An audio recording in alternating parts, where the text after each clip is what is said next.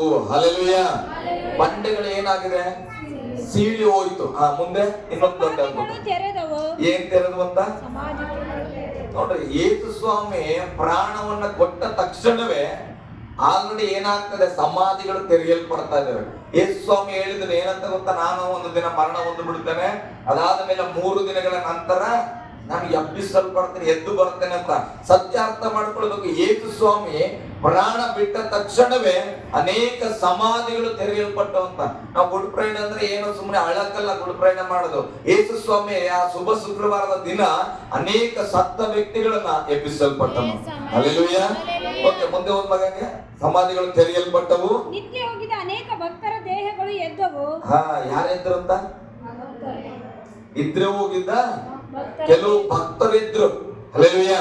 ಇವತ್ತು ನಾನು ನೀನು ನಿರೀಕ್ಷೆ ಮಾಡ್ತಾ ಇದ್ದೇವೆ, ಯೇಸು ಸ್ವಾಮಿ ಬರ್ತಾನೆ, ನಮ್ಮನ್ನ ಕರ್ಕೊಂಡು ಹೋಗ್ತಾನೆ. ಕರ್ತನಲ್ಲಿ ನಿದ್ರೆ ಹೋದವರು ಎಬ್ಬಿಸಲ್ಪಡ್ತಾರೆ. ಕೆಲವರಿಗೆ ಅನುಮಾನ, ಯೇಸು ಸ್ವಾಮಿನ ನಂಬಿ ಸತ್ತವರು ಹೆಂಗೆ ಎಬ್ಬಿಸಲ್ಪಡ್ತಾರಂದ್ರೆ ಆಲ್ರೆಡಿ ಒಂದು ಸಾರಿ ಏನಾಗಿದ್ದಾರೆ? ಅವರು ಎಬ್ಬಿಸಲ್ಪಟ್ಟಿದ್ದಾರೆ. ಯಾವಾಗ? ಯೇಸು ಸ್ವಾಮಿ ಮರಣ ಹೊಂದಿದ ದಿನವೇ ಅನೇಕ ಸಮಾಧಿಗಳು ತೆರೆಯಲ್ಪಟ್ಟವು. ಅದ್ರಲ್ಲಿ ಅನೇಕರು ಹೊರಗೆ ಬಂದು ಪರಿಶುದ್ಧ ಪಟ್ಟಣದೊಳಗೆ ಹೋಗಿ ಅನೇಕರಿಗೆ ಕಾಣಿಸಿಕೊಂಡ್ರಂತ. ಹಲ್ಲೆಲೂಯಾ. ಗಟ್ಟಿಯಾಗಿ ಹಲ್ಲೆಲೂಯಾ. ಸಮಾಧಿಗಳು ತೆರೆದ ಮೇಲೆ ಆ ಜನರು ಎದ್ದಂತ ಭಕ್ತರು ಎಲ್ಲಿಗೆ ಹೋದ್ರಂತ ಬರ್ತದ? ಪರಿಶುದ್ಧ ಪಟ್ಟಣದೊಳಗೆ ಹೋಗಿ ಅನೇಕರು ಎಲ್ಲಿಗೆ ಹೋದ್ರು? ಎಬ್ಬಿಸಲ್ಪಟ್ಟ ಮೇಲೆ ಪರಿಶುದ್ಧ ಪಟ್ಟಣಕ್ಕೆ ಹೋದ್ರು. ಹಾಗಾದ್ರೆ ಆ ಭಕ್ತರನ್ನ ಎಬ್ಬಿಸಿದ್ದು ಪರಿಶುದ್ಧವಾದ ಪಟ್ಟಣಕ್ಕೆ ಹೋಗ್ಲಿಕ್ಕೆ. ಯೇಸು ಸ್ವಾಮಿ ಕೂಡ ಮರಣದಿಂದ ಎಬ್ಬಿಸಲ್ಪಟ್ಟಿದ್ದು ಪರಲೋಕ ರಾಜ್ಯವನ್ನ ಸೇರ್ಲಿಕ್ಕಾಗಿ, ಪರಲೋಕ ರಾಜ್ಯವನ್ನ ಸ್ಥಾಪಿಸುವುದಕ್ಕಾಗಿ. ನಾನು ಹೇಳ್ತೇನೆ, ನಾನು ನೀನು ಯೇಸು ಸ್ವಾಮಿನ ನಂಬಿ ಲೋಕದ ಪಾಲಿಗೆ, ಪಾಪದ ಪಾಲಿಗೆ ಸತ್ತ ಮೇಲೆ ಈಗ ನಮ್ಮನ್ನು ಯೇಸು ಎಬ್ಬಿಸಿದ್ರೆ ನಾವೆಲ್ಲಿ ಹೋಗ್ಬೇಕು? ಈಗ ಪರಿಶುದ್ಧ ಪಟ್ಟಣಕ್ಕೆ ಹೋಗ್ಬೇಕು. ಅನೇಕ ನಾವೇನಾಗಿದ್ದೇವೆ? ಸತ್ತು ಎಬ್ಬಿಸಲ್ಪಟ್ಟಿದ್ರು ಕೂಡ ತಿರುಗಿ ಸಮಾಧಿಯನ್ನ ಮಕ್ಕಳಕ್ಕೆ ಹೋಗ್ತವೆ. ಹಲ್ಲೆಲೂಯಾ. ಗಟ್ಟಿಯಾಗಿ ಹಲ್ಲೆಲೂಯಾ. ಅಲ್ಲಿ ಸಮಾಧಿಯಿಂದ ಎದ್ದಂತ ದೇಹಗಳು ಎದ್ದವು ಅಂತ ಬರೆಯಲ್ಪಡ್ತದೆ. ಅದರದಾದ ಮೇಲೆ ಹೇಳ್ತದೆ ಹೋಗಿ ಅವರು ಅನೇಕರಿಗೆ ಕಾಣಿಸಿಕೊಂಡ್ರಂತ. ಹಲ್ಲೆಲೂಯಾ. ಗಟ್ಟಿಯಾಗಿ ಹಲ್ಲೆಲೂಯಾ. ಈಗ ಯೇಸು ಸ್ವಾಮಿ ಮರಣ ಹೊಂದಿದ್ರು. ಯೇಸು ಸ್ವಾಮಿಯನ್ನ ಏನ್ ಮಾಡ್ತಾರೆ? ಒಂದು ಸಮಾಧಿಲಿ ತೆಗೆದುಕೊಂಡು ಹೋಗಿರ್ತಾರೆ. 57 ವಚನ ಓದ್ ಮಗ. ಸಂಜೆಯಾದಾಗ ಅರಿಮಥೆಯಾದ ಯೋಸೇಫನೆಂಬ ಒಬ್ಬ ಧನವಂತನು ಬಂದನು. ನೋಡ್ರಿ, ಈಗ ಯೇಸು ಸ್ವಾಮಿ ಮರಣ ಹೊಂದಿತ್ತು. ನಿಮ್ಗೆ ಆ ಸತ್ಯ ಗೊತ್ತಾಗಿದೆ.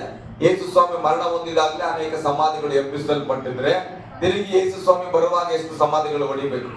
ಹಲ್ಲೆಲೂಯಾ. ಸತ್ಯ ಸತ್ಯವಾಗಿರ್ತದೆ. ಚೆನ್ನಾಗಿ ಕೇಳಿಸ್ಕೊಳ್ರಿ. ಈಗ ನಾನು ಇವತ್ತಿನ ಪ್ರಸಂಗಕ್ಕೆ ಬರ್ತಾ ಇದ್ದೇನೆ. ಸಂಜೆ ಆದಾಗ ಅಂದ್ರೆ ಯೇಸು ಸ್ವಾಮಿ ಮರಣ ಹೊಂದಿದ್ರು. ಮರಣ ಹೊಂದಿ ಸಂಜೆ ಆಗ್ತದೆ. ಅವಾಗ ಯೋಸೇಫನೆಂಬ ಒಬ್ಬ ಧನವಂತನು, ಎಂತವನಾತ ಅಂದ್ರೆ ಶ್ರೀಮಂತನು ಬಂದನು. ಇವನು ಸಹ ಯೇಸುವಿನ ಶಿಷ್ಯನಾಗಿದ್ದನು. 12 ಜನರಲ್ಲಿ ಈತ ಒಬ್ಬ ಅಲ್ಲ. ಹಲ್ಲೆಲೂಯಾ. ಈತ ಬೇರೆ. ಆದ್ರೆ ಯೇಸು ಸ್ವಾಮಿನ ನಂಬಿದ್ದಾನೆ, ಯೇಸು ಸ್ವಾಮಿ ತತ್ವಗಳನ್ನ ಇಷ್ಟಪಟ್ಟಿದ್ದಾನೆ. ಅದಕ್ಕೆ ಬೈಬಲ್ ಹೇಳ್ತಾ ಆತನು ಕೂಡ ಅವನ ಶಿಷ್ಯನಾಗಿದ್ದನು. ಇವನು ಪಿಲಾತನ ಬಳಿಗೆ ಹೋಗಿ ಯೇಸುವಿನ ದೇಹವನ್ನು ತನಗೆ ಕೊಡಿಸಬೇಕೆಂದು ಬೇಡಿಕೊಳ್ಳಲಾಗಿ ಪಿಲಾತನು ಅದನ್ನು ಕೊಡಬೇಕೆಂದು ಅಪ್ಪಣೆ ಮಾಡಿದನು. ಹಲ್ಲೆಲೂಯಾ. ಒಬ್ಬ ಶ್ರೀಮಂತ ವ್ಯಕ್ತಿ ಹೋಗಿ ಯೇಸು ಸ್ವಾಮಿ ಸತ್ತು ಹೋಗಿರ್ತಕ್ಕಂಥ ದೇಹವನ್ನ ನನಗೆ ಕೊಡಬೇಕು ಅಂತ ಕೇಳ್ಕೊಳ್ತಾನೆ. ಹಲ್ಲೆಲೂಯಾ. ಹಾಗಾದ್ರೆ ಶಿಷ್ಯರೆಲ್ಲರೂ ಇದ್ರು. ಆ 12 ಜನ ಶಿಷ್ಯರು ಕೇಳಿಲ್ಲ ಇವರನ್ನು. ಹಲ್ಲೆಲೂಯಾ. ನನಗೆ ಇವರ ಪಾರ್ಥಿವ ಶರೀರ ನನಗೆ ಬೇಕಂತ ಕೇಳಿಲ್ಲ. ಆದ್ರೆ ಇನ್ನೊಬ್ಬ ಶಿಷ್ಯನಾಗಿದ್ದಂತವನು, ಶ್ರೀಮಂತನಾಗಿದ್ದ ವ್ಯಕ್ತಿ ಬಂದು ಈ ಶಾರೀರವನ್ನ ತೆಗೆದುಕೊಂಡು ಹೋಗ್ತಾ ಇದ್ದಾನೆ. ಯಾಕೆ ಇವನ್ನ ತೆಗೆದುಕೊಂಡು ಹೋಗ್ತಾನೆ? ಯೆಶಾಯನ ಪುಸ್ತಕಕ್ಕೆ ಬನ್ರಿ. 53ನೇ ಅಧ್ಯಾಯ 9ನೇ ವಚನ ಓದೋಣ ಬೇಗ. ಯೆಶಾಯನ ಪುಸ್ತಕ 53:9. ಒಬ್ಬರು ಅಲ್ಲೇ ಇರು. ಅವನು ಯಾವ ಅನ್ಯಾಯವನ್ನ ಮಾಡದೇ ಇದ್ದರೂ ಅವನ ಬಾಯಲ್ಲಿ ಯಾವ ವಂಚನೆಯೂ ಇಲ್ಲದೆ ಇದ್ದರೂ ನೋಡ್ರಿ, ಸತ್ತವ ದುಷ್ಟರ ಮಧ್ಯೆ. ಹಲ್ಲೆಲೂಯಾ. ನೋಡ್ರಿ, ಅವನು ಯಾವುದೇ ಪಾಪ ಮಾಡಿಲ್ಲ, ತಪ್ಪಾದ ಕ್ರಿಯೆಗಳನ್ನ ಮಾಡಿಲ್ಲ, ತಪ್ಪಾದನ್ನ ಮಾತಾಡಿಲ್ಲ. ಆದರೂ ಕೂಡ ಅವನು ಸಾಯುವನು. ಹಲ್ಲೆಲೂಯಾ. ಯೇಸು ಸ್ವಾಮಿಯ ಬಗ್ಗೆ ಪ್ರವಾದನೆಗಳು ನುಡಿಯಲ್ಪಟ್ಟಿವೆ. ಈತನ ಮರಣವನ್ನ ಕುರಿತಾಗಿ. ಮರಣ ಹೊಂದಿದ ಮೇಲೆ ಯೇಸು ಸ್ವಾಮಿಯನ್ನ ದುಷ್ಟರ ಮಧ್ಯದಲ್ಲಿ, ದುಷ್ಟರ ನಡುವೆ ಅವನನ್ನು ಊಣಿಟ್ಟರಂತ. ದುಷ್ಟರಂದ್ರೆ ಯಾರು? ಪಾಪಿಗಳು. ಹಲ್ಲೆಲೂಯಾ. ಎಲ್ಲರೂ ಘೋಷಣೆ ಮಾಡಿ ಯೇಸು ಸ್ವಾಮಿಗೆ ಮರಣ ಕೊಟ್ಟವರು. ಅವರ ದುಷ್ಟರ ಮಧ್ಯದಲ್ಲಿ ಪುಷ್ಟರು ಅಂದ್ರೆ ಅನುಕೂಲವುಳ್ಳಂತ ವ್ಯಕ್ತಿಗಳು. ಹಲ್ಲೆಲೂಯಾ. ಶ್ರೀಮಂತ ವ್ಯಕ್ತಿಗಳು. ಆ ಶ್ರೀಮಂತ ಬಂದು ಯೇಸು ಸ್ವಾಮಿಯನ್ನ ಶಾರೀರವನ್ನ ತೆಗೆದುಕೊಂಡು ಹೋಗಿ ಆತನು ಮಾಡಿದ ಹೊಸ ಸಮಾಧಿಯಲ್ಲಿ ಆತನನ್ನ ಇರಿಸಿದನಂತ. ಹಲ್ಲೆಲೂಯಾ. ಗಟ್ಟಿಯಾಗಿ ಹಲ್ಲೆಲೂಯಾ. ಹಾಗಾದ್ರೆ ಯೇಸುವಿನ ಜೀವಿತದಲ್ಲಿ ಒಂದೊಂದು ಹೆಜ್ಜೆಯನ್ನು ಕೂಡ ದೇವರು, ತಂದೆಯಾದ ದೇವರು ಏನ್ ಹೇಳಿದ್ರು ಅದೇ ನೆರವೇರ್ತದೆ. ಅದಕ್ಕೆ ತನ್ನ ಶಿಷ್ಯರ ಬಳಿ ಏನಿಲ್ಲ, ಶ್ರೀಮಂತಿಕೆ ಇಲ್ಲ. ಅವ್ರು ಏನ್ ಮಾಡ್ಯಾರ? ಯೇಸು ಸ್ವಾಮಿನ ಹಿಂಬಾಲಿಸುವಾಗ ತನಗಿರೋದನ್ನೆಲ್ಲ ಬಿಟ್ಟು ಬಂದರ. ಪೇತ್ರ ದೋಣಿ ಬಿಟ್ಟನು, ಮತ್ತಾಯನ ಸುಂಕ ತೆಗೆದುಕೊಳ್ಳೋದನ್ನ ಬಿಟ್ಟನು, ಇಸ್ಕರಿಯುವುದನ್ನು ಕೂಡ ಏನ್ ಮಾಡಿದ್ನು? ಆತನ ಕೆಲಸವನ್ನ ಬಿಟ್ಟೆ ಬಂದಿದ್ರು. ಹಾಗೆ ಎಲ್ಲಾರು ಕೂಡ ಅವ್ರು ಇರುವುದನ್ನ ಬಿಟ್ಟು ಯೇಸು ಸ್ವಾಮಿಯನ್ನ ಹಿಂಬಾಲಿಸ್ತಾ ಇದ್ದಾರೆ. ಈಗ ಆ ಶಿಷ್ಯರು ತೆಗೆದುಕೊಂಡೋದ್ರೆ ವಾಕ್ಯ ಏನಾಗ್ಬಿಡ್ತದೆ?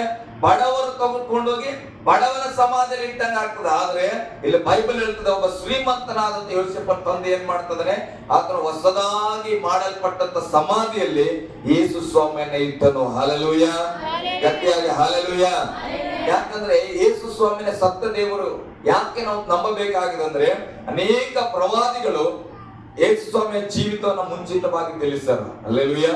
21ನೇ ಅಧ್ಯಾಯಕ್ಕೆ ಮತ್ತೆ ಬನ್ರಿ, ನಿಧಾನವಾಗಿ ಅರ್ಥ ಮಾಡ್ಕೊಡ್ರಿ. ನೆಕ್ಸ್ಟ್ ಪುನರುತ್ಥಾನದ ದಿನ ನೀವೇ ಪ್ರಸಂಗ ಮಾಡ್ಬಿಡ್ಬೇಕು. ಓದ್ಮಗ ಮುಂದೆ ಕಂಟಿನ್ಯೂ. ಯೋಸೇಫನ ದೇಹವನ್ನು ತೆಗೆದುಕೊಂಡು ಅದನ್ನು ಶುದ್ಧವಾದ ನಾರುಮಡಿಯಲ್ಲಿ ಸುತ್ತಿ, ನೋಡ್ರಿ, ಆ ಶಾರೀರವನ್ನ ಶುದ್ಧವಾದ ನಾರುಮಡಿಯಿಂದ ಸುತ್ತಿ ಬಂಡೆಯಲ್ಲಿ ತೋಡಿದ್ದ ತನ್ನ ಹೊಸ ಸಮಾಧಿಯಲ್ಲಿ ಇಟ್ಟು, ನೋಡ್ರಿ, ಬಂಡೆಯಿಂದ ತೋಡಿದ್ದ ಹೊಸ ಸಮಾಧಿಯಲ್ಲಿ ಇಟ್ಟು ಸಮಾಧಿಯ ಬಾಗಿಲಿಗೆ ದೊಡ್ಡ ಕಲ್ಲನ್ನು ಉರುಳಿಸಿ ಹೋದರು. ಹಲ್ಲೆಲೂಯಾ. ಗಟ್ಟಿಯಾಗಿ ಹಲ್ಲೆಲೂಯಾ. ನಾವು ಶಿಷ್ಯರಾಗಿದ್ದೇವೆ ನಾವು ಅನೇಕರು ಯೇಸು ಸ್ವಾಮಿಗೆ. ಆದ್ರೆ ಕೆಲವು ಸಾರಿ ಶತ್ರುಗಳು ಯೇಸು ಸ್ವಾಮಿಯ ಬಗ್ಗೆ ತಿಳ್ಕೊಳ್ಳುವ ಹಾಗೆ ಯೇಸು ಸ್ವಾಮಿಯ ಭಕ್ತರು ಇವತ್ತು ತಿಳ್ಕೊಳ್ತಾ ಇಲ್ಲ. ಯೇಸು ಸ್ವಾಮಿಯ ಬಗ್ಗೆ, ಯೇಸು ಸ್ವಾಮಿಯನ್ನ ಟೀಕೆ ಮಾಡುವವರು ಈ ಸತ್ಯವೇದವನ್ನ ಚೆನ್ನಾಗಿ ಅರಿತುಕೊಂಡಿದ್ದಾರೆ. ನಿಮ್ ಬೈಬಲ್ ಹಿಂಗೆ ಬರೆಯಲ್ಪಟ್ಟಿದೆಯಲ್ಲ, ಹಂಗೆ ಬರೆಯಲ್ಪಟ್ಟಿದೆಯಲ್ಲ ಅಂತ. ಆದ್ರೆ ಯೇಸುವನ್ನ ನಂಬಿರುವ ನಮಗೆ ಇದರಲ್ಲಿ ಏನ್ ಬರೆದಿದೆ ಅಂತ ಸರಿಯಾಗಿ ಗೊತ್ತಿಲ್ಲ. ಹಲ್ಲೆಲೂಯಾ.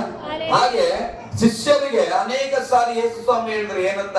3 ದಿನ ಆದ್ಮೇಲೆ ಎದ್ದು ಬರ್ತೇನೆ, ಈ ಆಲಯವನ್ನ ಕೆಡವಾಕ್ರಿ, 3 ದಿನ ಆದ್ಮೇಲೆ ಈ ಆಲಯವನ್ನ ಕಟ್ಟುತ್ತೇನೆ, ಈಗ ಸಮಯ ಹತ್ತಿರವಾಗಿದೆ, ನನ್ನನ್ನ ಹಿಡಿದುಕೊಂಡು ಹೋಗುವರು, ನನ್ನನ್ನ ಕೊಲ್ಲುವರು, ಆದರೂ ನಾನು ಏನ್ ಮಾಡ್ತೇನೆ? ತಿರುಗಿ ನಿಮಗೆ ಕಾಣಿಸಿಕೊಳ್ತೇನೆ. ಅನೇಕ ವಿಷಯಗಳನ್ನ ಯೇಸು ಸ್ವಾಮಿ ಏನ್ ಮಾಡಿದ್ರು? ಮುಂಚಿತವಾಗಿ ಶಿಷ್ಯರಿಗೆ ಹೇಳಿದ್ರು. ಹಲ್ಲೆಲೂಯಾ. ನಾನು ನಿಮ್ಗೆ ಉದಾಹರಣೆ ಹೇಳ್ತೇನೆ. ನಾನು ಇವತ್ತು ಮೈಸೂರಿಗೆ ಹೋಗ್ತಾ ಇದ್ದೇನೆ. ನಾನು ಮಂಗಳವಾರ ದಿನ ಮತ್ತೆ ವಾಪಸ್ ಬೀದರ್ಲಿ ಬರ್ತೇನಂದ್ರೆ ನನ್ನ ಹೆಂಡತಿ ಏನ್ ಮಾಡ್ಬೇಕು? ಮಂಗಳವಾರ ಏನ್ ಮಾಡ್ಬೇಕು? ನಿಮ್ಮ ಮನೇಲಿ ನಿಮ್ಮ ಅಪ್ಪ, ನಿಮ್ಮ ಯಜಮಾನ್ರು ಯಾರೋ ಒಬ್ರು ಊರಿಗೆ ಹೋಗ್ತಾನೆ. ನಾನು ದುಬೈಗೆ ಹೋಗ್ತಾ ಇದ್ದೇನೆ. ಮತ್ತೆ ನಾನು ಏನ್ ಮಾಡ್ತೇನೆ? 25ನೇ ತಾರೀಕು ಬೀದರ್ಗೆ ಬರ್ತೇನೆ ಅಂದ್ರೆ ನೀವ್ ಏನ್ ಮಾಡ್ತೀರಿ? 25ನೇ ತಾರೀಕು ಎಲ್ಲಿ ಕಾಯ್ತೀರಿ? ಸ್ತೋತ್ರ. ಹಲ್ಲೆಲೂಯಾ. ನನ್ನ ಹೆಂಡತಿ ಏನಾದ್ರೂ ದುಬೈಗೆ ಹೋಗಿದ್ರೆ 25ನೇ ತಾರೀಕು ಬೀದರ್ಗೆ ಬರ್ತಾಳ ಅಂದ್ರೆ ನಾನು ಇಲ್ಲಿ ಕಾಯಲ್ಲ, ನಾನು ಬೀದರ್ಲಿ ಸ್ಟೇಷನ್ ಕಾಯ್ತೇನೆ. ಹಲ್ಲೆಲೂಯಾ. ಯಾಕಂದ್ರೆ ನಾನು ಬಹಳ ಪ್ರೀತಿ ಮಾಡಕಂತ ನಾನು ಹೇಳ್ತೀನಿ. ಅದಕ್ಕೆ ಏನ್ ಮಾಡ್ತೇನೆ? ಆಕೆ ನಮ್ಮ ಕರ್ನಾಟಕದಲ್ಲಿ ಎಲ್ಲಿ ಸ್ಟ್ಯಾಂಡ್ ಆಗ್ತಾಳೋ ಅಲ್ಲಿಗೆ ನಾನು ಮುಂಚಿತವಾಗಿ ಹೋಗಿ ಏನ್ ಮಾಡ್ತೇನೆ? ಹೇಗೂ ಇವತ್ತು ಬರ್ತೀನಿ ಅಂತ ಹೇಳಾಳ ಅಂತೇಳಿ ನಾನು ವೆಯ್ಟ್ ಮಾಡ್ತಾ ಇರ್ತೇನೆ. ಹಲ್ಲೆಲೂಯಾ. ಮನೆಯಲ್ಲಿ ಕೂತ್ಕೊಂಡ್ರೆ ಹೆಂಗಾಗ್ತದೆ? ಬರ್ತಾಳ ಬಿಡಿ ಅಂತ ಹೋಗ್ತಾಳ. ಹಲ್ಲೆಲೂಯಾ.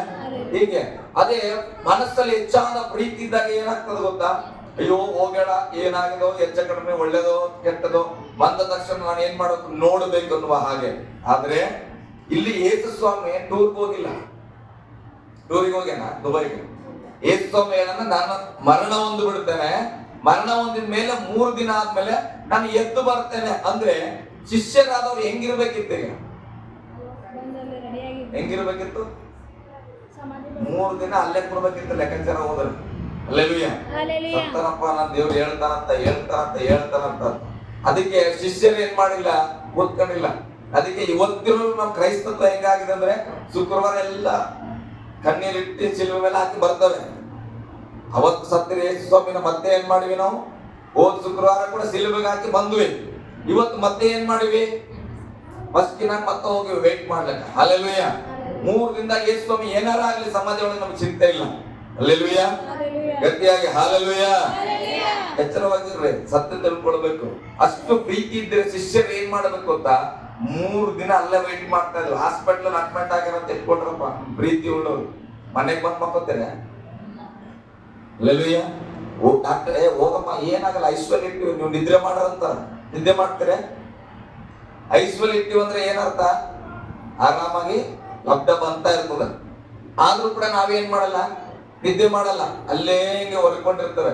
ಯೇಸು ಸ್ವಾಮಿ ಲಬ್ಧ ನಿಂತೋಗಿದ, ಆದ್ರೂ ಇವ್ರು ಏನ್ ಮಾಡಿದ್ರು, ಆರಾಮಾಗಿ ಹೋಗಿ ಮಕ್ಕಂಡಾರ 3 ದಿನ. ಹಲ್ಲೆಲೂಯಾ.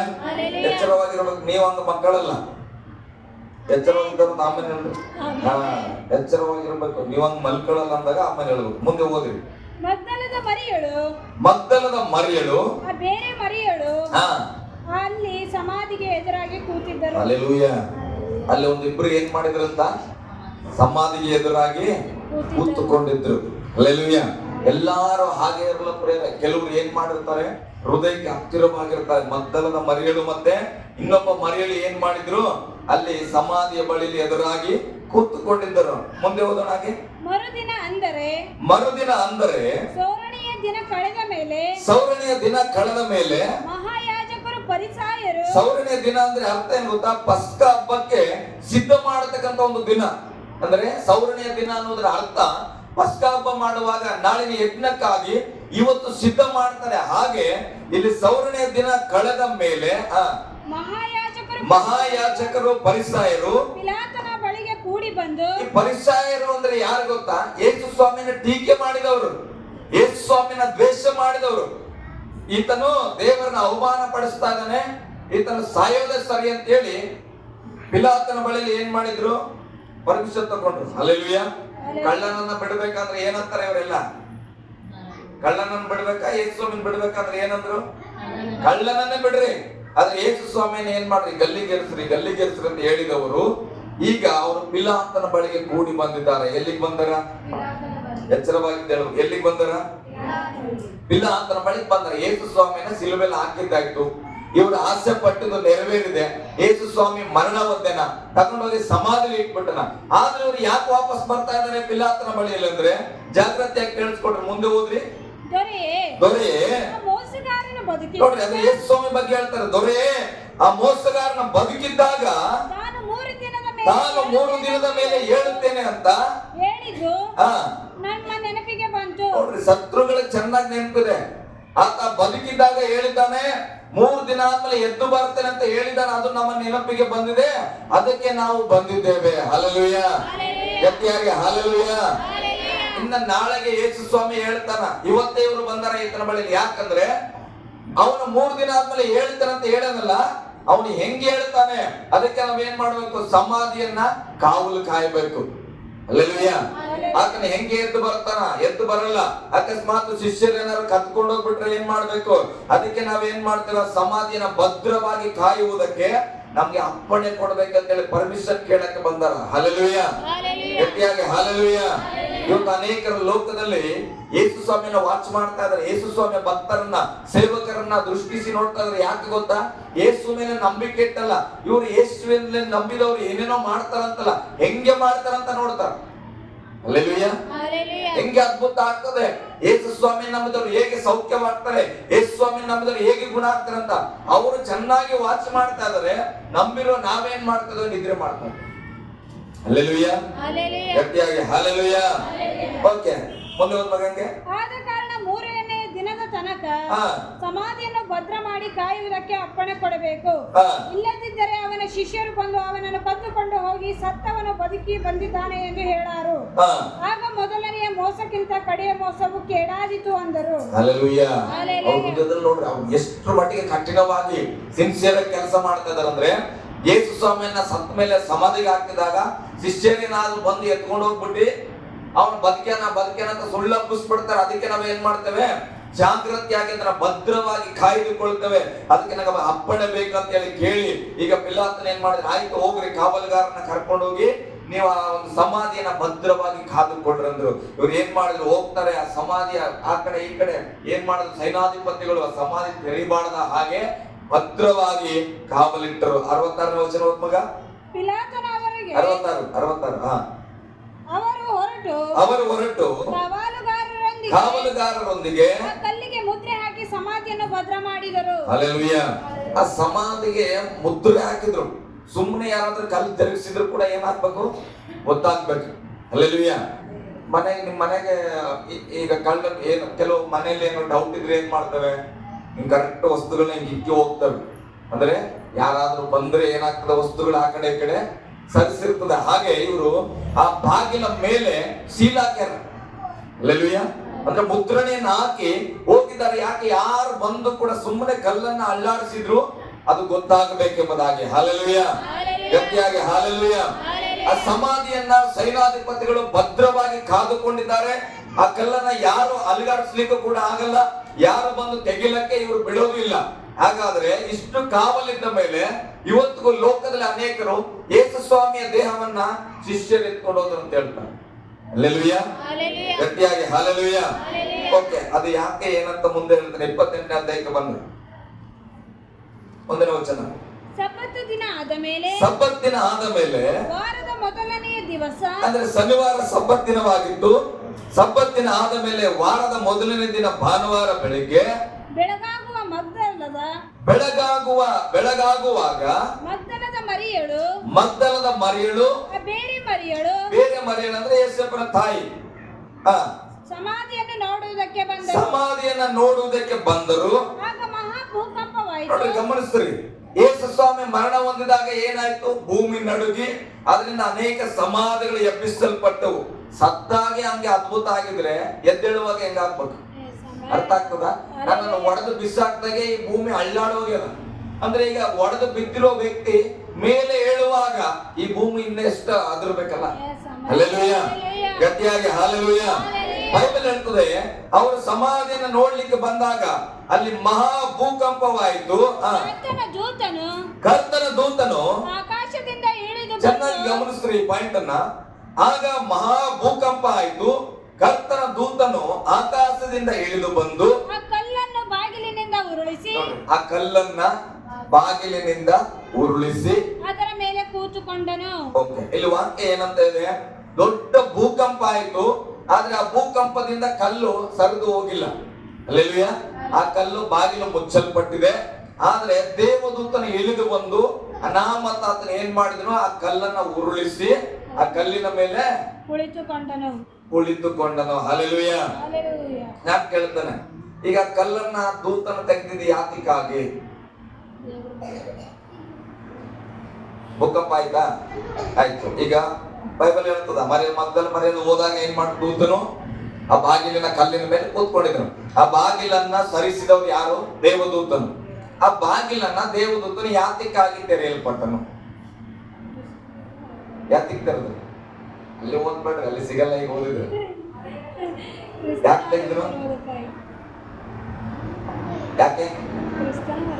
ಏನ್ ಮಾಡ್ತಾರೆ? ತಪ್ಪಿದ್ರು ಪರವಾಗಿಲ್ಲ ಹೇಳ್ರಿ. ಯಾರು? ಓಕೆ. ಯೇಸು ಸ್ವಾಮಿ ಏನ್ ಮಾಡ್ಬೇಕು ಈಗ? ಎದ್ದು ಹೊರಗೆ ಬರಬೇಕು. ಅದಕ್ಕೆ ದೇವದೂತನು ಬಂದು ಬಾಗಿಲನ್ನ ಸರಿಸಿದ್ದಾನೆ ಅಂತ ನಿಮ್ಮ ಆಲೋಚನೆ, ರೈಟ್? ಅದು ಓಕೆನಾ?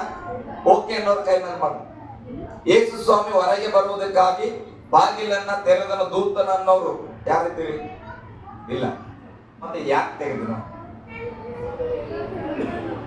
ಅಲ್ಲಿ ಇಲ್ಲ ಅಂತ ಹೇಳಲಿಕ್ಕೆ. ಹಲ್ಲೆಲೂಯ.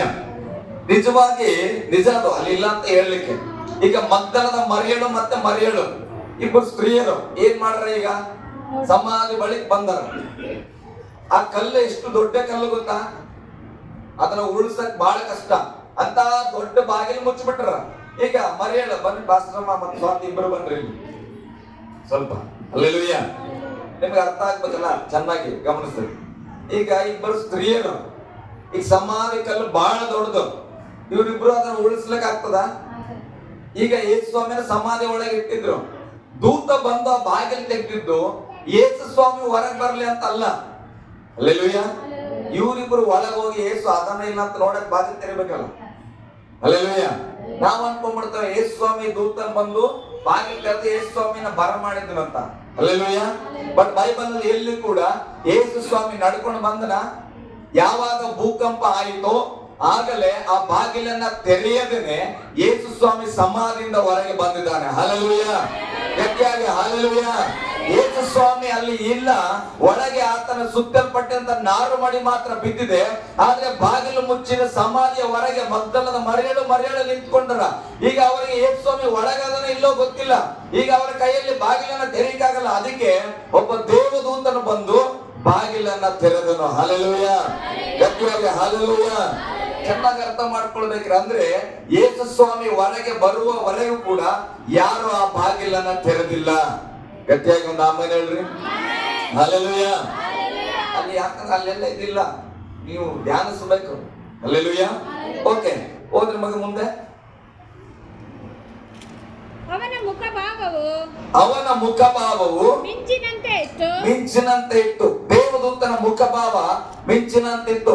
ಒಂದು ಸಾರಿ ದಾನಿಯೇಲನ ಫಾಸ್ಟಿಂಗ್ ಉಪವಾಸದಲ್ಲಿದ್ದಾಗ ದೇವದೂತನ ದರ್ಶನವಾಗ್ತದೆ.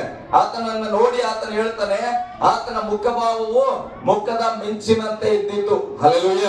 ಪ್ರಕಟಣೆ ಪುಸ್ತಕಕ್ಕೆ ನೀವು ಹೋಗೋದಾದ್ರೆ ಯೋಹಾನನು ಹೇಳ್ತಾನೆ, ಆತನನ್ನು ದೃಷ್ಟಿಸಿ ನೋಡುವಾಗ ಆತನ ಮುಖ ಪ್ರಭಾವ ಹೇಗಿತ್ತು, ಮಿಂಚಿನ ಹಾಗೆ ಇತ್ತು, ನೋಡುವುದಕ್ಕೆ ನನಗೆ ಅಸಾಧ್ಯವಾಯಿತು ಎಂಬುದಾಗಿ. ಅಂದ್ರೆ ದೂತರು ಅಲ್ಲಿ ಬಂದಿದ್ದನು ಎಂಬುದಾಗಿ ನಮಗೆ ಸತ್ಯವಾಗಿ ತಿಳಿಯುತ್ತದೆ. ಮುಂದೆ ಹೋದ ಮಂಗೆ, ಅವನ ಉಡುಪು ಹಿಮದಂತೆ ಬೆಳ್ಳಗಿತ್ತು, ಆದ್ರೆ ಆತ ಯೇಸು ಅಲ್ಲ.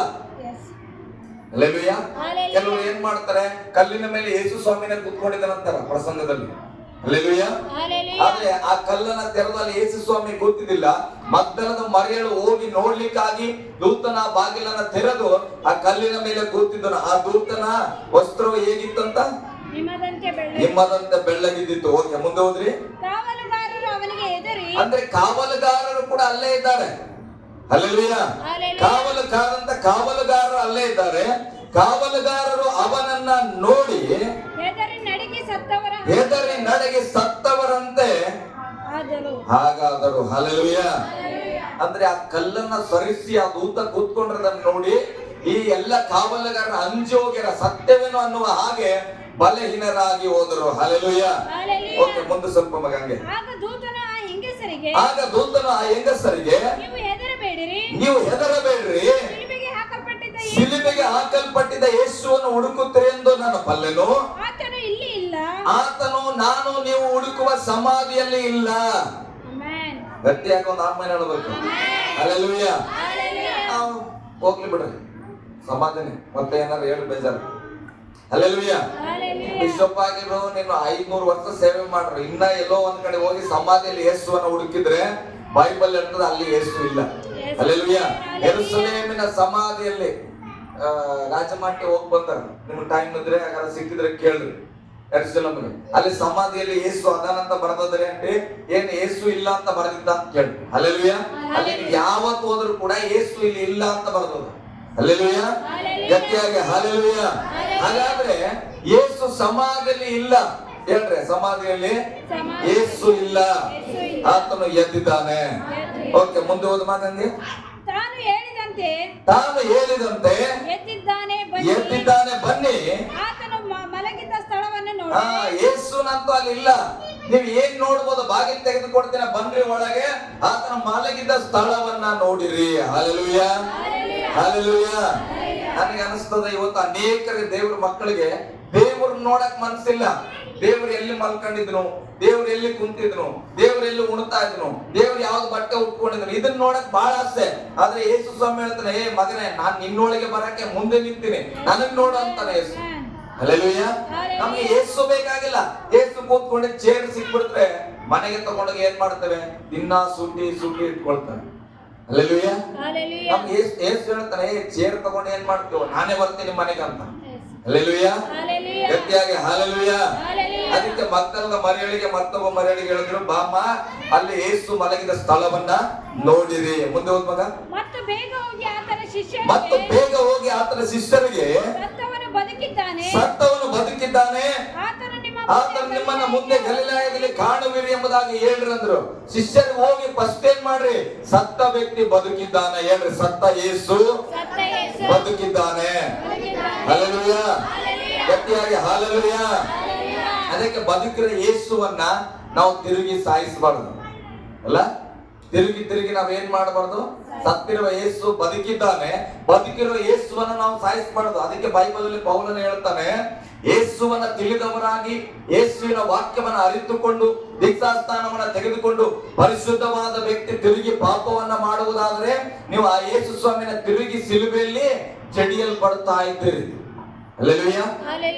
ಯೇಸು ನನಗಾಗಿ ನಿನಗಾಗಿ ಸತ್ತಿ ತಿರುಗ ಬದುಕಿರುವಂತ ಯೇಸುವನ್ನ ನನ್ನ ಆಸೆಗಾಗಿ ನಾನು ಏನ್ ಮಾಡ್ತಾ ಇದ್ದೇನೆ, ಒಂದು ಪಾಪ ಮಾಡಿ ಯೇಸುವನ್ನ ತಗೊಂಡೋಗಿ ತಿರುಗಾ ಸಿಲುಬೆಯಲ್ಲಿ ಮೊಡವಡಿತಾ ಇದ್ದಾನೆ.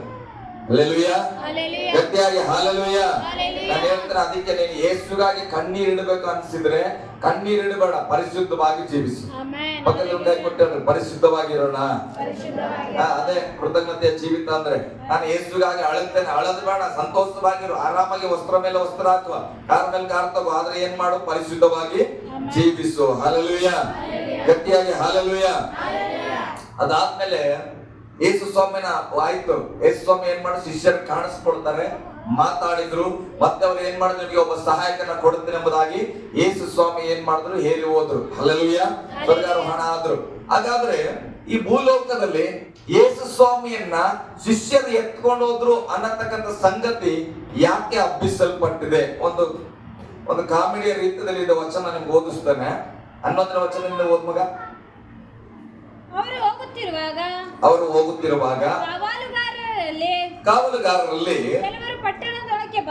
ಕೆಲವರು ಪಟ್ಟಣದೊಳಕ್ಕೆ ಬಂದು ಸಂಗತಿಗಳನ್ನೆಲ್ಲ ಮಹಾಯಾಜಕರಿಗೆ ನೋಡ್ರಿ, ಆ ಕೆಲವರು ಕಾವಲುಗಾರರು ಬರ್ತಾರೆ, ಬಂದು ಹೇಳ್ತಾರೆ ಏನಂತ, ಹಿಂಗೆಲ್ಲ ಆಯ್ತು, ಭೂಕಂಪ ಆಯ್ತು, ಅಲ್ಲಿ ಒಬ್ಬ ದೂತ ಬಂದಿದ್ರು, ಅಲ್ಲಿ ಬಾಗಿಲು ತೆರೆಯಲ್ಪಟ್ಟಿತ್ತು, ಅಲ್ಲಿ ಯೇಸು ಸ್ವಾಮಿ ಇರ್ಲಿಲ್ಲ, ಆತನ ಏನಾಗಿದ್ದಾನೆ, ಎಬ್ಬಿಸಲ್ಪಟ್ಟಿದ್ದಾನೆ, ಬದುಕಿದ್ದಾನೆ ಅಂತ ಹೇಳಿದಾಗ ಇವರು ಹಿರಿಯರ ಸಂಗಡ ಕೂಡಿಕೊಂಡು ಆಲೋಚನೆ ಮಾಡಿ ಆ ಸಿಪಾಯಿಗಳಿಗೆ ಕಾವಲುಗಾರರಿಗೆ ಹೆಚ್ಚಾದ ಹಣವನ್ನು ಕೊಟ್ಟು ಅವನ ಶಿಷ್ಯರು ರಾತ್ರಿಯಲ್ಲಿ ನೋಡ್ರಿ, ಇದು ಗಮನಿಸ್ರಿ, ಅವರು ಶಿಷ್ಯರು ರಾತ್ರಿಯಲ್ಲಿ ಬಂದು ನಾವು ನಿದ್ದೆ ಮಾಡುತ್ತಿರುವಾಗ ಅವನನ್ನು ಕತ್ತುಕೊಂಡು ಹೋದರು ಎಂದು ಹೇಳಿರಿ. ಓಕೆ, ಇನ್ನೊಂದ್ಸತಿ ಓದ್ವಾಗ ವಚನ. ಯಾರಿಗಾದ್ರೆ ಏನಾದ್ರು ರೆವಲ್ಯೂಷನ್ ಬಂದ್ರೆ ನನಗೆ ಹಂಚ್ಕೊಡ್ರಿ ವಚನ ಓದುವಾಗ. ಈಗ ಅವ್ರಿಗೆ ಒಂದು ಸುಳ್ಳು ಹೇಳಲಿಕ್ಕೆ ಹೇಳ್ತಾ ಇದ್ದಾರೆ ಅಂದ್ರೆ, ಕಾವಲುಗಾರರಿಗೆ ಒಂದು ಸುಳ್ಳು ಹೇಳ್ಬೇಕು. ನೀವು ಏನ್ ಮಾಡ್ಬೇಕು, ನಾವು ನಿಮ್ಗೆ ಹೆಚ್ಚಾದ ಹಣ ಕೊಡ್ತೇವೆ, ಈ ಸುಳ್ಳು ಹೇಳಿ ಯೇಸು ಸ್ವಾಮಿಯ ಬಗ್ಗೆ ತಪ್ಪಾದ ಮಾಹಿತಿಯನ್ನ ಹಬ್ಬಿಸ್ರಿ ಅಂತ ಹೇಳಿದ್ರು. ಅದು ಏನು ಓದ್ರಿ? ಅವನು ಕತ್ತುಕೊಂಡು ಹೋದರು ಎಂದು ಹೇಳಿರಿ. ಫಸ್ಟ್ ಇಂದ ಓದ್ ಮಗ. ಅವನ ಶಿಷ್ಯರು ಕೇಳಿಸ್ಕೊಡ್ರಿ, ಅವನ ಶಿಷ್ಯರು ರಾತ್ರಿಯಲ್ಲಿ ಬಂದು ನಾವು ನಿದ್ದೆ ಮಾಡುತ್ತಿರುವಾಗ ಅವನನ್ನು ಕದ್ದುಕೊಂಡು ಹೋದರು ಎಂದು ಹೇಳಿರಿ. ಹಲ್ಲೆಲೂಯಾ. ಶಿಷ್ಯರು ಕೂಡ ಹಂಗೆ ಹೇಳ್ತಾರೆ. ಸ್ವತಃ ಮನೆಗೆ ಏನೋ ರೆವಲ್ಯೂಷನ್ ಬಂತೇನೋ, ಏನ್ ಬಂದಿರ್ಬೋದು ಮಗ? ಆತನ ಶಿಷ್ಯರು. ಓಕೆ, ಆಮೇಲೆ ಸಮಾಧಿಯಲ್ಲಿ ಯೇಸು ಸ್ವಾಮಿ ಇದ್ದನಪ್ಪ, ಸಮಾಧಿಯಲ್ಲಿ ಯೇಸುವಿನ ದೇಹ ಇದ್ದಿತ್ತು, ಬಾಗಿಲು ಮುಚ್ಚಿತ್ತು. ಈಗ ಶಿಷ್ಯರು ಬಂದು ಎತ್ಕೊಂಡು ಹೋಗ್ಯಾನಂತ ಸುದ್ದಿ ಹಬ್ಬಿಸ್ಬೇಕು. ಆ ಸುದ್ದಿ ಹಬ್ಸೋದ್ರಲ್ಲಿ ಅಲ್ಲಿ ಒಂದು ಮೂರ್ಖತನ ಮಾಡ್ತಾ ಇದಾರೆ ಅವ್ರು. ಸುದ್ದಿ ಹೇಳದ್ರಾಗ ಸತ್ಯ ಹೇಳಿದ ಹಾಗೆ ಹೇಳ್ಬೇಕಿತ್ತು.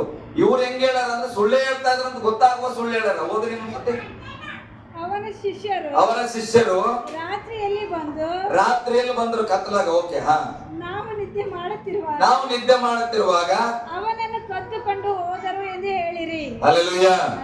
ನಿಮ್ಗೆ ಅರ್ಥ ಹಂಗ ನಾನು ಹೇಳ್ತಾನೆ.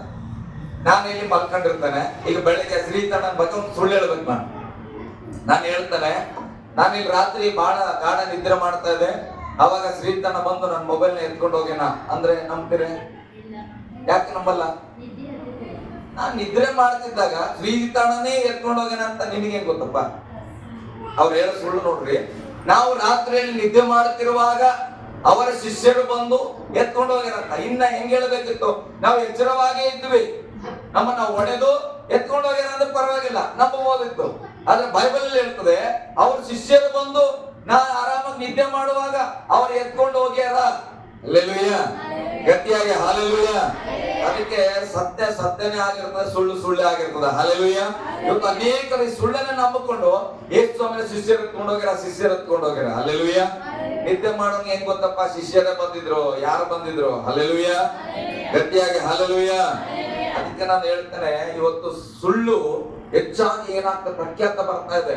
ಆದ್ರೆ ಸತ್ಯ ಯಾವತ್ತಿದ್ರು ಕೂಡ ಏನಾಗ್ತದೆ, ಅದು ನಿಧಾನಕ್ಕೆ ಬಂದ್ರು ಕೂಡ ನೆಲೆಗೊಳ್ಳುವಂತದ್ದಾಗಿದೆ. ಗಟ್ಟಿಯಾಗಿ ಒಂದು ಆಮೇಲೆ ಹೇಳ್ರಿ. ಹಲ್ಲೆಲೂಯಾ. ಇದು ಒಂದು ಕಾಮಿಡಿ ಅಲ್ಲ, ಸುಳ್ಳಲ್ಲ. ನಿದ್ರೆಯಲ್ಲಿ ಎತ್ಕೊಂಡಾಗ ಅದನ್ನ ನಂಬಬಾರದು. ನಮ್ಮ ವಿಶ್ವಾಸ ಏನಂದ್ರೆ, ಯೇಸು ಸ್ವಾಮಿ ಬಾಗಿಲು ತೆರೆಯಕ್ಕಿಂತ ಮುಂಚೆನೆ ಯೇಸು ಸ್ವಾಮಿ ಹೊರಗಡೆ ಬಂದಿದ್ದರು ಎಂಬುದಾಗಿ. ಓಕೆ, ಇನ್ನೊಂದು ವಾಕ್ಯ ನಾವು ಓದೋಣ. ಕೊರಿಂಥದವರಿಗೆ ಬರೆದ ಪತ್ರಿಕೆಗೆ ಬನ್ರಿ. ಈಗ ನಿಮ್ಮ ಕಡೆಗೆ ಬರ್ತಾರೆ. ಯೇಸು ಸ್ವಾಮಿ ಎದ್ದೆ ನಾವು ಅಲ್ಲೆಲ್ಲೂ ಹೇಳ್ರಿ. ಯೇಸು ಸ್ವಾಮಿ ಜೀವಿಸುವವನಾಗಿದ್ದಾನೆ.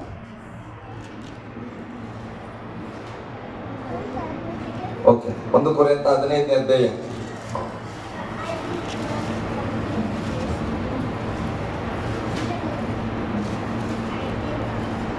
55ನೇ ವಚನ ಮಗ. ಲಯವಾಗುವ ಈ ದೇಹವು 55.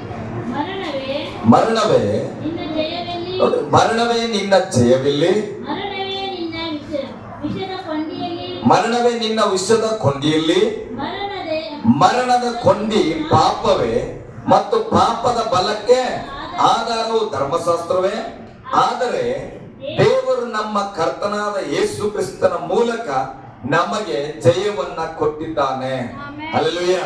ಅದಕ್ಕೆ ನಾನು ಯಾವಾಗ ಹೇಳ್ತಾನೆ, ಮರಣ ನನ್ನನ್ನ ಆಳ್ವಿಕೆ ಮಾಡಕ್ಕಾಗಲ್ಲ, ಮರಣ ನನ್ನ ಮೇಲೆ ಬರ್ಲಿಕ್ಕಾಗಲ್ಲ. ಯಾಕಂದ್ರೆ ಬೈಬಲ್ ಹೇಳ್ತದೆ, ಮರಣವೇ ನಿನ್ನ ಜಯವು ಎಲ್ಲಿ?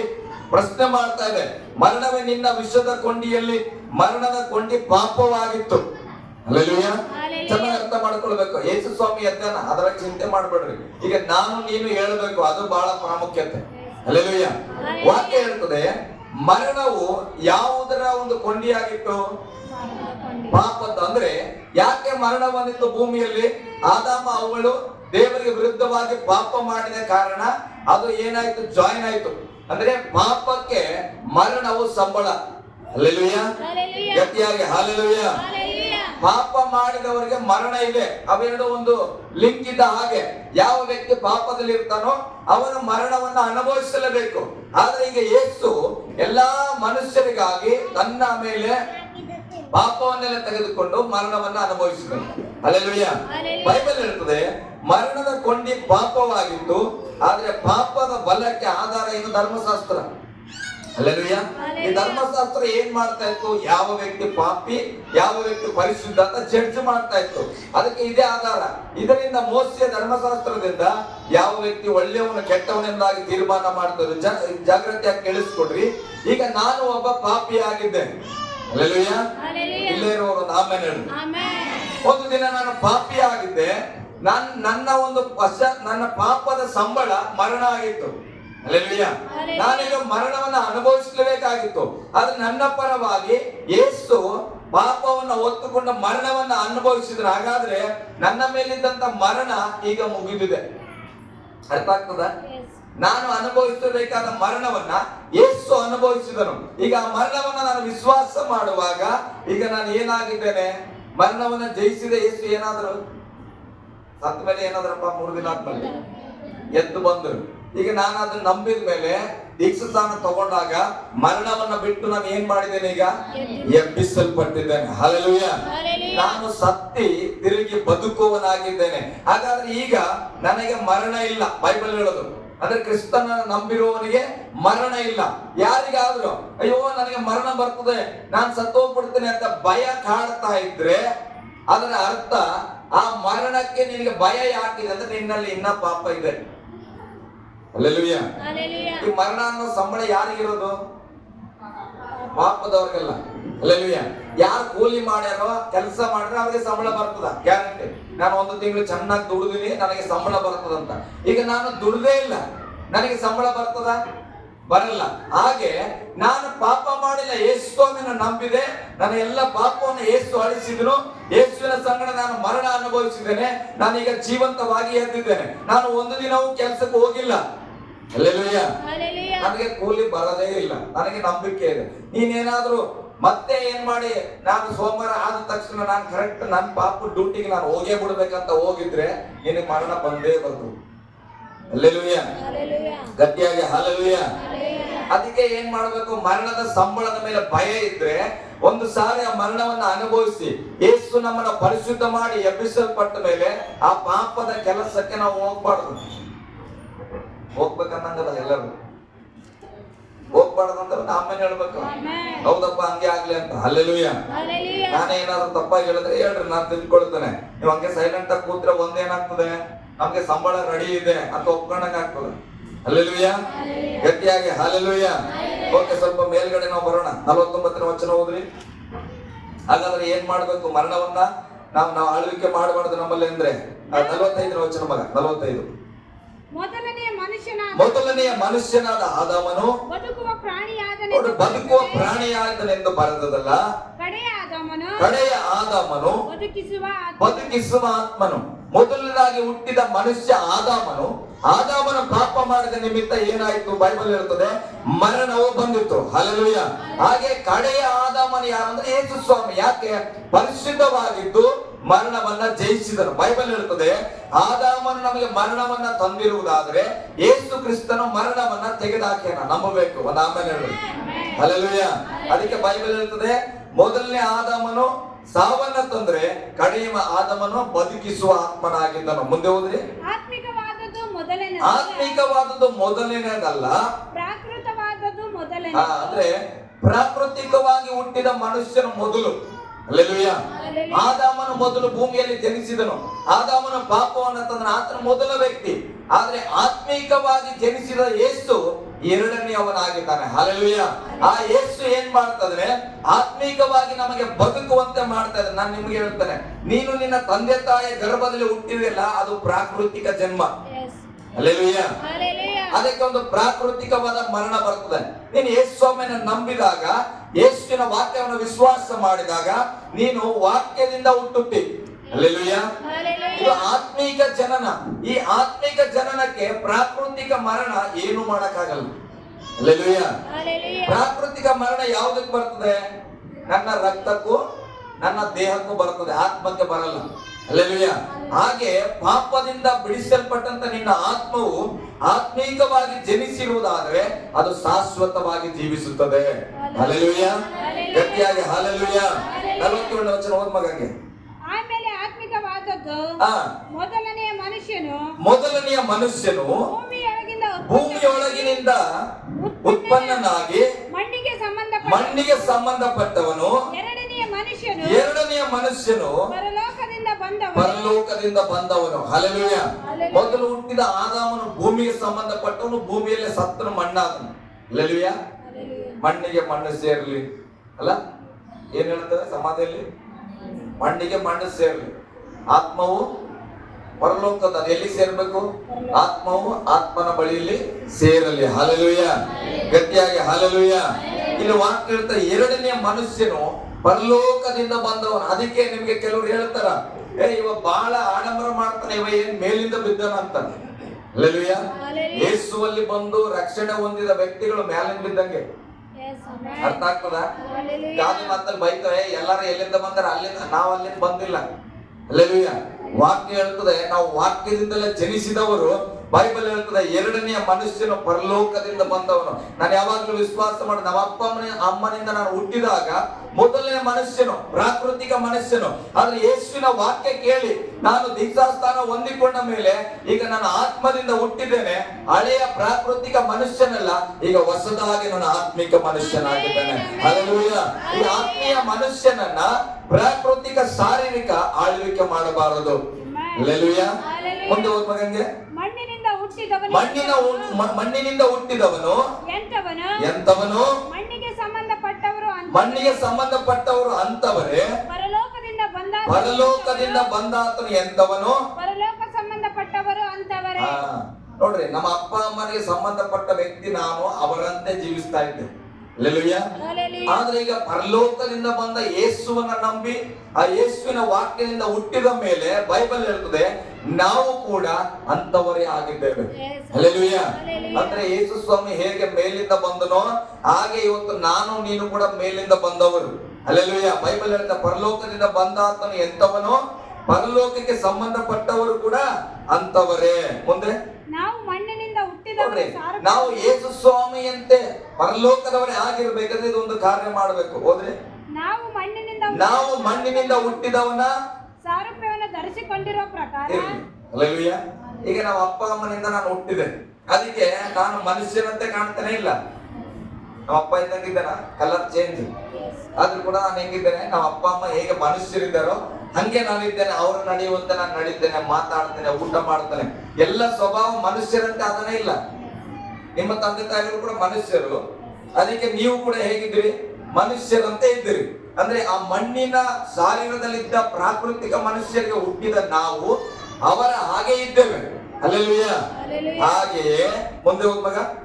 ಪರಲೋಕದಿಂದ ಬಂದಾತನ ಸ್ವರೂಪವನ್ನು ಧರಿಸಿಕೊಳ್ಳಬೇಕು. ಹಲ್ಲೆಲೂಯಾ. ನೀನು ಯೇಸುವಿನಿಂದ ಹುಟ್ಟಿದವನಾಗಿದ್ರೆ ನೀನು ಈಗ ಆ ಸ್ವರೂಪವನ್ನು ಧರಿಸಿಕೊಳ್ಬೇಕು. ನಾವು ಹೇಳ್ತಾ ಇರೋದು ಹೆಂಗಂದ್ರೆ, ಯೇಸುವಿನಿಂದ ಹುಟ್ಟಿದ್ದೇವೆ, ಆದ್ರೆ ಮೊದಲು ಹುಟ್ಟಿದಾಗ ಧರಿಸ್ಕೊಂಡಿವಲ್ಲ ಪ್ರಾಕೃತಿಕ ಮನಸ್ಸು, ಆ ಶಾರೀರ ಜೀವಿತ, ಅದನ್ನ ಮಾತ್ರ ತೆಗೆಯಲ್ಲ. ಹಲ್ಲೆಲೂಯಾ. ಹುಟ್ಟಿರೋದು ಯಾರಿಗೆ? ಅಂಬಾನಿಗೆ. ಆದ್ರೆ ಯಾಕೆ ಭಿಕ್ಷುಕರ ತರ ಬದುಕ್ತೀಯ? ಹಿಂಗೆ ಹೇಳದಂಗೆ ಇರ್ತದೆ. ಹಲ್ಲೆಲೂಯಾ. ನಿಮ್ಮ ಅಪ್ಪ ಯಾರು? ಅಂಬಾನಿ. ಮತ್ತೆ ನೀನ್ ಯಾಕಪ್ಪ ಇಲ್ಲಿ ಕೂತ್ಕೊಂಡು ಭಿಕ್ಷೆ ಪಡ್ತಾ? ನನಗೆ ನನ್ನ ಹುಟ್ಟುಗುಣ ಇದು. ಹಲ್ಲೆಲೂಯಾ. ಅಂದ್ರೆ ಅರ್ಥ, ನೀನ್ ಅಂಬಾನಿಗೆ ಹುಟ್ಟಿಲ್ಲ. ಹಲ್ಲೆಲೂಯಾ. ಅಂಬಾನಿ ಮಗ ರೋಡಲ್ಲಿ ಕೂತ್ಕೊಂಡು ಭಿಕ್ಷೆ ಪಡ್ತಾನ? ಇಲ್ಲ. ಒಬ್ಬ ಭಿಕ್ಷುಕನ ಮಗ ಆಗಿದ್ರೆ ದರಿದ್ರತನದಲ್ಲಿದ್ರೆ ಆತ ಭಿಕ್ಷೆ ಬೇಡಬೇಕು. ಆದ್ರೆ ಈಗ ಒಬ್ಬ ಶ್ರೀಮಂತನ ಮಗ ಯಾಕೆ ಭಿಕ್ಷೆ ಬೇಡ್ತಾನೆ? ಹಾಗಾದ್ರೆ ನಾವು ಆತ್ಮೀಕ ಮನುಷ್ಯರಾಗಿದ್ರೆ, ನಿಜವಾಗಿ ವಾಕ್ಯದಿಂದ ಜನಿಸಿದ್ರೆ, ನಾವು ಯಾಕೆ ಬಲಹೀನರ ಹಾಗೆ, ಭಯವುಳ್ಳವರಾಗಿ, ಸೋಮಾರಿಗಳ ಹಾಗೆ ಸಣ್ಣ ಸಣ್ಣ ವಿಷಯಗಳು ಕೂಡ ಭಯ ಪಡುತ್ತಾ ಅಂಜುತ್ತಾ ನಾವು ಜೀವಿಸ್ತಾ ಇದ್ರೆ, ನಮ್ಮ ಹುಟ್ಟು ಗುಣ ಅಂದ್ರೆ ಪ್ರಾಕೃತಿಕ ಗುಣ ಇನ್ನ ಹೋಗಿಲ್ಲ. ಹಲ್ಲೆಲೂಯಾ. ಗಟ್ಟಿಯಾಗಿ ಹಲ್ಲೆಲೂಯಾ. ಅದಕ್ಕೆ ಈಗ ದೇವರು ಹೇಳ್ತಾನೆ, ನಾನು ಪುನರುತ್ಥಾನ ಹೊಂದಿದ ಹಾಗೆ ನೀವು ಆ ಮಣ್ಣಿನ ಜೀವಿತವನ್ನು ಬಿಟ್ಟು ಪರಿಶುದ್ಧ ಜೀವಿತ, ಮಹಿಮೆಯ ಜೀವಿತಕ್ಕೆ ಬರಬೇಕು. ನಾವೇನ್ ಹೇಳೋಣ? ಓಕೆ, ಮುಂದೆ ಹೋದ್ರೆ ಹಾಗೆ ನಾನು ಮುಗಿಸ್ತಾನೆ. ಸಹೋದರರೇ, ನಾನು ಹೇಳುವುದೇನೆಂದರೆ, ನಿಮ್ಮಲ್ಲಿ ಇರತಕ್ಕಂತ 12.14 ರಕ್ತ ಮಾಂಸ 100 kg 120 kg ಯಾವುದು ಪರಲೋಕಕ್ಕೆ ಬಾಧ್ಯಲಾಗಲ್ಲ. ಹಲ್ಲೆಲೂಯಾ. ನೀ ಹಂಗ ಜಿಮ್ ಮಾಡಿ 6 ಪ್ಯಾಕ್ ಮಾಡಿದ್ರು ಕೂಡ ನಿನ್ ಶಾರೀರ ಎಲ್ಲಿಗೆ ಬರಲ್ಲ, ಪರಲೋಕಕ್ಕೆ ಬರಲ್ಲ. ಯಾವಾಗ್ಲೂ 14 ಪಾಯಿಂಟ್ ಇರ್ತದೆ, ಚಿಂತೆ ಮಾಡಬೇಡ, ಅದು ಬರಲ್ಲ. ಹಲ್ಲೆಲೂಯಾ. ಇಲ್ಲಿರುವವರೆಗೆ ನಮ್ಗೆ ಬೇಕು, ಇಟ್ಕೊಳ್ರಿ. ಆದ್ರೆ ಅದೇ ನಮ್ಮನ್ನ ಪರಲೋಕಕ್ಕೆ ಕರ್ಕೊಂಡು ಹೋಗಲ್ಲ, ಅದು ಕೂಡ ಬರಲ್ಲ. ಮುಂದೆ ಲಯವಾಗುವ ವಸ್ತು ಇದು ಸುಟ್ರೆ ನಾಶವಾಗಿ ಬಿಡ್ತದೆ. ಶಾರೀರ ಮಂಡಲ್ಲ ಹಾಕ್ಬಿಟ್ರೆ ಏನಾಗಿರ್ತದೆ, ಇದು ಎಲ್ಲ ಗೆದ್ದಲು ತಿನ್ಕೊಂಡ್ಬಿಡ್ತದೆ. ಆದ್ರೆ ಆತ್ಮವು ನಾಶವಾಗಲ್ಲ. ಅದಕ್ಕೆ ಈ ಗತಿಸಿ ಹೋಗತಕ್ಕಂತ ಶಾರೀರ ಪರಲೋಕಕ್ಕೆ ಅದು ಪ್ರವೇಶ ಮಾಡಲಾರದು. ಹಲ್ಲೆಲೂಯಾ. ಓಕೆ, ಈಗ 55ನೇ ವಚನ ಬೇಗ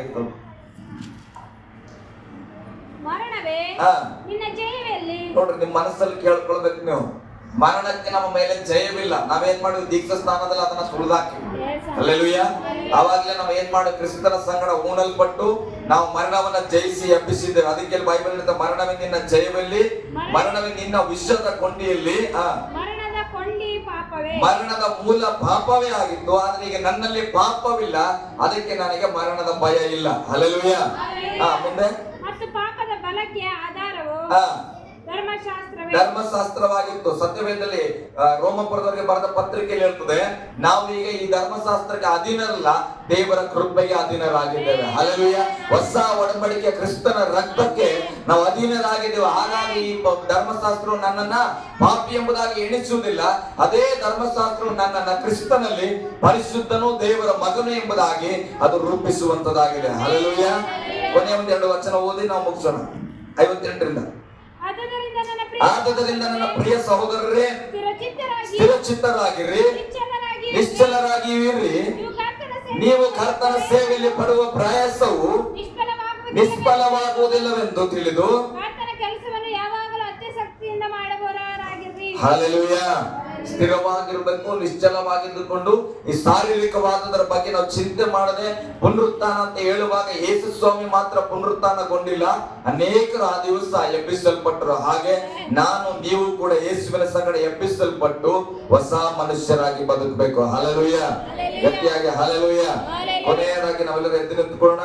ಒಂದು ವಚನವನ್ನು ನಾನು ಓದಿಸ್ತೇನೆ. ಮತ್ತಾಯನ ಬರೆದ ಸುವಾರ್ತೆಯಲ್ಲಿ 28ನೇ ಅಧ್ಯಾಯ ಕೊನೆ ಭಾಗಕ್ಕೆ ನಾವು ಬರೋಣ. ಇಷ್ಟೆಲ್ಲ ಅದ್ಭುತಗಳನ್ನ ಮಾಡಿದ್ದು ಯೇಸು ಯಾತಕ್ಕಾಗಿ ನಮಗೊಂದು ಜವಾಬ್ದಾರಿ ಕೊಟ್ಟಿದ್ದಾನೆ. ಮತ್ತಾಯನ ಬರೆಸುವಾರ್ತೆ 28 18 ವಚನ ಓದ್ತಾರೆ. ಪರಲೋಕದಲ್ಲಿ ನೋಡ್ರಿ, ಯೇಸು ಸ್ವಾಮಿ ಪುನರುತ್ಥಾನ ಆಗಿದ ಮೇಲೆ ಒಂದು ಸಕಲ ಅಧಿಕಾರವನ್ನ ಪಡೆದುಕೊಂಡು ಪರಲೋಕದಲ್ಲಿಯೂ ಭೂಲೋಕದಲ್ಲಿಯೂ ಎಲ್ಲಾ ಅಧಿಕಾರವು ನನಗೆ ಎಲ್ಲ ಅಧಿಕಾರವು ಯೇಸುವಿಗೆ ಕೊಡಲ್ಪಟ್ಟಿದೆ. ಆದುದರಿಂದ ನೀವು ಹೊರಟು ಹೋಗಿ ಎಲ್ಲಾ ದೇಶಗಳ ಜನರನ್ನು ಶಿಷ್ಯರನ್ನಾಗಿ ಮಾಡಿರಿ. ಅವರಿಗೆ ತಂದೆಯ ಮಗನ ಪವಿತ್ರಾತ್ಮನ ಹೆಸರಿನಲ್ಲಿ ದೀಕ್ಷಾ ಸ್ನಾನ ಮಾಡಿಸಿ ನಾನು ನಿಮಗೆ ಆಜ್ಞಾಪಿಸುವುದನ್ನೆಲ್ಲ ಕಾಪಾಡಿಕೊಳ್ಳುವುದಕ್ಕೆ ಅವರಿಗೆ ಉಪದೇಶ ಮಾಡಿರಿ. ನೋಡಿರಿ, ನೋಡ್ರಿ, ಎಲ್ಲರೂ ನೋಡಿರಿ, ಹೇಳ್ರಿ ನೋಡಿರಿ, ನೋಡುತ್ತೇವೆ, ನಮ್ಮ ಸಂಗಡ ಯುಗ ಯುಗದ ಸಮಾಪ್ತಿಯವರೆಗೂ ಎಲ್ಲಾ ದಿನವೂ ನನ್ನ ಸಂಗಡ ಯೇಸು ಇರುತ್ತಾನೆ. ಬರೀ ಇವತ್ತು ಮಾತ್ರ, ಭಾನುವಾರ ಮಾತ್ರ ಅಲ್ಲ. ಅಲ್ಲೆಲೂಯ. ನೀನ್ ರಾತ್ರಿಯಲ್ಲಿ ಹೋಗುವಾಗ್ಲೂ ನಿನ್ ಜೊತೆ ಯೇಸು ಆದರ. ಅಲ್ಲೆಲೂಯ. ಮಂತ್ರದ ಮೇಲೆ ನಡೆಯುವಾಗ್ಲೂ ಕೂಡ ಯೇಸು ನಿನ್ ಸಂಗಡ ಆದರ. ಅಲ್ಲೆಲೂಯ. ಅದಕ್ಕೆ ಬೈಬಲ್ ಅಲ್ಲಿ ಯಾವಾಗ ನೀನು ಆ ವಾಕ್ಯಗಳನ್ನ ಆಜ್ಞಾಪಿಸಿದ ವಾಕ್ಯದಂತೆ ನಡೀತಾ ಇದ್ರೆ ಹಗಲು ರಾತ್ರಿ ಯೇಸು ನಿನ್ನ ಸಂಗಡ ನಡೆಯುವವನಾಗಿದ್ದಾನೆ. ಎಲ್ಲರ ಕಣ್ಣುಗಳು ಮುಚ್ಚಲ್ಪಡ